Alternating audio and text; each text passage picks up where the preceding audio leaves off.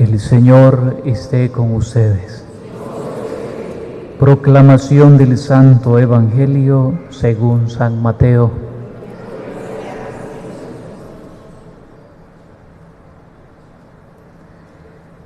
En aquel tiempo, Pedro se acercó a Jesús y le preguntó: si mi hermano me ofende, ¿cuántas veces tengo que perdonarlo? ¿Hasta 7 veces? Jesús le contestó: no solo hasta 7, sino hasta 70 veces 7. Entonces Jesús les dijo: el reino de los cielos es semejante a un rey que quiso ajustar cuentas con sus servidores. El primero que le presentaron le debía muchos millones.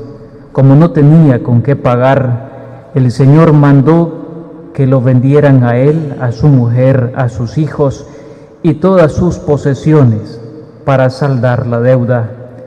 El servidor, arrojándose a sus pies, le suplicaba diciendo: ten paciencia conmigo y te lo pagaré todo.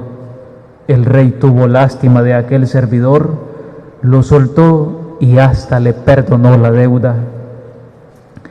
Pero apenas había salido aquel servidor, se encontró con uno de sus compañeros que le debía poco dinero. Entonces lo agarró por el cuello y casi lo estrangulaba mientras le decía: págame lo que me debes. El compañero se le arrodilló y le rogaba: ten paciencia conmigo y te lo pagaré todo. Pero el otro no quiso escucharlo, sino que fue y lo metió en la cárcel hasta que le pagara la deuda. Al ver lo ocurrido, sus compañeros se llenaron de indignación y fueron a contar al rey lo sucedido. Entonces el Señor lo llamó y le dijo: siervo malvado, te perdoné toda aquella deuda porque me lo suplicaste. ¿No debías tú también haber tenido compasión de tu compañero, como yo tuve compasión de ti? Y el Señor, encolerizado, lo entregó a los verdugos para que no lo soltaran hasta que pagara lo que debía. Pues lo mismo hará mi Padre Celestial con ustedes si cada cual no perdona de corazón a su hermano. Palabra del Señor.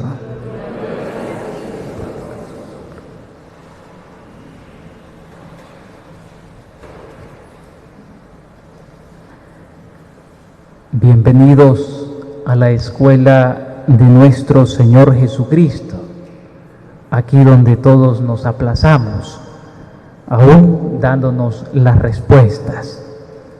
Bienvenidos a la escuela de nuestro Señor Jesucristo, donde nuestra lógica humana, débil y pecadora, no logra armonizar con la lógica divina, con la lógica de Dios. Bienvenidos a la escuela de nuestro Señor Jesucristo, donde la lógica numérica no concuerda con nuestras matemáticas. Bienvenidas y bienvenidos a esta escuela del Señor, donde definitivamente el Señor hace que se derrumben todas nuestras construcciones, estructuras mentales, sociales, políticas y religiosas. Es aquí en la escuela de nuestro Señor. Separar estos textos y poder desarrollarlos uno por uno sería una clase magisterial, sería una cátedra espectacular, y esto lo sabe el Padre Álvaro. Suelo decirle a mis seminaristas allá en el seminario: si entre ustedes no han aprendido a corregirse como hermanos, hay algo de la formación que no estamos entendiendo. Y hoy quiero compartirles eso a ustedes. Si entre nosotros no hemos aprendido a corregirnos como hermanos, hay algo de nuestro ser cristianos que no hemos entendido hasta el momento. Hay algo de nuestra vida cristiana que no es coherente con esta escuela de nuestro Señor. Hay algo en nuestra vida cristiana que no está bien. Y si no está bien, como dice San Felipe Neri, entonces, y si somos conscientes que no está bien, entonces, ¿qué esperamos para entronizarnos en este camino de enseñanza y corregirnos personalmente? Decía el Papa Francisco, hoy que hablamos tanto del perdón y de la hermandad, de ser hermanos, decía el Papa Francisco, el Señor no se cansa de perdonarnos nunca. Somos nosotros quienes nos cansamos de pedirle perdón a Dios. Hay un psicólogo, perdonen que esté mencionando tantas cosas, pero quiero llegar a una conclusión al final. Hay un psicólogo estadounidense de nombre Jen que habla sobre el poder de las palabras. Incluso en nuestras tierras nicaragüenses hay un filósofo que escribe el poder de las palabras. Y las palabras tienen el poder de construir y tienen el poder de destruir. Aún así, dentro de ese poder de las palabras, deben de tener una fuerza, tanto para el que la dice como para el que la recibe. Y en estas palabras de pedir perdón hay un encuentro de humildad en este acto de perdonar, porque el perdón es una pregunta que implica mucha humildad para el que la pide como para el que la recibe. Me llamaba mucho la atención hoy el Evangelio, porque los evangelistas han escrito con una precisión increíble que cuando nosotros nos profundizamos en el texto, pues no logramos comprender el hilo de la temática. Y me llama mucho la atención que Pedro empieza haciendo una pregunta de si tu hermano peca, si tu hermano te ofende, ¿cuántas veces tengo que perdonarlo? Y en la escuela de nuestro Señor, el perdón no consiste en una cantidad, no está en una cantidad el perdonar, no está en nuestra capacidad de perdonar. El Señor no nos está pidiendo que nosotros nos dejemos llevar por nuestra capacidad de perdonar. Uy, qué misericordiosos somos, ¿verdad? Cuán bondadosos somos nosotros, qué amables somos nosotros, qué hermanos somos nosotros. No nos está pidiendo el Señor que salgamos con nuestro impulso humano a darnos aires de grandeza. El Señor nos pide algo muy especial, simplemente ser imitadores de Él. No vamos a perdonar con nuestro impulso, vamos a perdonar a imagen de Dios.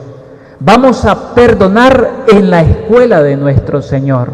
Vamos a perdonar siguiendo las mismas palabras, los mismos gestos y las mismas actuaciones de nuestro Señor. Y el texto continúa más adelante. Y es increíble cómo aquel siervo, el evangelista, empieza a ponernos la palabra compañero. Porque en el corazón de aquel que ha sido perdonado, que no está dispuesto a perdonar, aquel que se encuentra en el camino no es su hermano, es su compañero. ¿Cuántos de nosotros aquí en el templo somos simples compañeros, simples vecinos, simples amigos de pequeñas comunidades que procuramos llevarnos bien en los ministerios? Pero no hemos comprendido que somos más que eso, somos más que compañeros, somos más que vecinos, somos más que eso, somos más que personas que nos hemos encontrado en este templo para alabar a Dios, somos más que eso. Y es que no lo hemos entendido, no lo acabamos de entender, no acabamos de entender que somos hermanos. Es algo que el compañero no ha entendido. Sería genial preguntarles a ustedes si en la pequeña comunidad de verdad se consideran hermanos, de verdad. Sería genial. Y que esa respuesta salga del corazón, algo que se pedía en la oración colecta, que sea del corazón, para que de verdad nosotros experimentemos la verdad de la misericordia de Dios. Sería interesante hoy hacernos esa pregunta. ¿He comprendido por qué el Señor me llama a ser hermano? Y fíjense que esto es curioso. Sigamos curioseando el Evangelio. Este que ha sido perdonado se encuentra con un compañero que no es su hermano. Muchas veces los que criticamos al hermano que no es hermano, creemos que nosotros somos mejores que ellos y empezamos simplemente a criticarnos de comunidad a comunidad, de ministerio a ministerio, incluso hasta el sacerdote se va en la jugada. Empezamos a criticarlo y nos sentimos mejores que ellos, porque son sus compañeros que van donde el rey a hablarle de la actitud perversa que ha tenido este que ha sido perdonado. Pero el evangelista con un tacto especial no le llama hermanos, le llama compañeros. Vinieron sus compañeros y fueron a hablar del compañero que no fue hermano con su compañero. Estaba reflexionando porque venía preparándome en el camino para esta reflexión de mi casa acá. Y yo decía, hoy es posible que llegue al templo de la Asunción y me encuentre con muchos compañeros y con muy pocos hermanos. Duele decir esto, realmente duele. Ojalá, hermanos, que podamos entender qué es lo que realmente el Señor nos está pidiendo. No nos pide, el Señor no nos pide que actuemos con nuestro impulso personal nos pide que actuemos a semejanza, a ejemplo de Él, en su bondad, en su misericordia, en su perdón. Si vamos a perdonar al primero que tenemos nosotros que acudir, es al ejemplo de nuestro Señor, es volver a la escuela de Él. Esos son los evangelios nuestros. Quiero solo señalar un detalle de la primera lectura.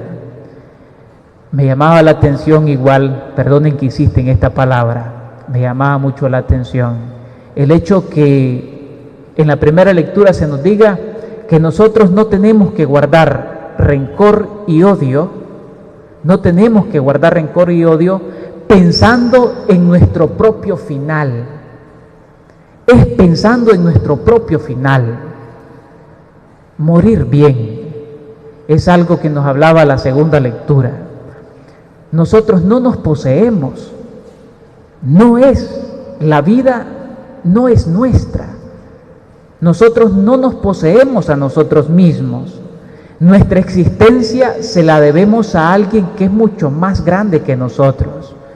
Ninguno de nosotros puede elegir en qué momento morir, a menos que quiera suicidarse. Pero nosotros tenemos demasiadas certezas. Pero una es la principal. Sabemos que todos vamos a morir. Pero esta causa tiene muchísimas consecuencias. No sabemos cuándo, cómo, ni dónde, ni con quién. No lo sabemos. Por eso tenemos que pensar en nuestro propio final, para no guardar absolutamente nada contra nadie, aunque duela, aunque cuesta. Pero al final usted decide. Hay una anécdota de un burro que se fue a un pozo y le empezaron a echar arena para enterrarlo, para que no echara mal olor al morirse dentro del pozo. Y termina la anécdota diciendo que el burro empezó a sacudirse la arena que le caía, pensando que era que lo estaban sacando, y lo que le estaban haciendo era enterrándolo. Y él empezó a sacudirse, y al final, sacudiéndose la tierra, al final salió a la superficie. Vuelvo con la frase, las palabras tienen la capacidad de destruir, pero también de construir. Ojalá, hermanos, que de verdad hoy nosotros comprendamos lo que significa ser hermanos en nuestra comunidad.